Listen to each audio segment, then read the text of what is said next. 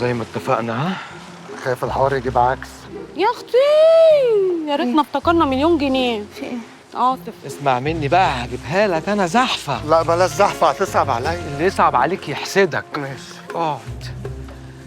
الا بقول لك يا ابو الصحاب، ماذا لو عاد معتذرا؟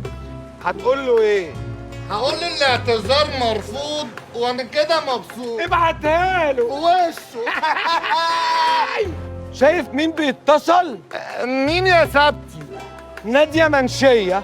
لا يا سبتي كنسل عليه. عاطف حرام عليك يا عاطف، البت اتصلت بيك بتاع يجي 100 مره وبعتت لك رساله. 100 مرة ورسالة واحدة كده مفيش نسبة وتلامس. نسبة وتلامس؟ تلامس ايه؟ تناسل؟ اسكت. طيب حل انت. انا ما بقتش فاهمك يا عاطف، لا انت بترد على ناديه ولا بتقابل حنان.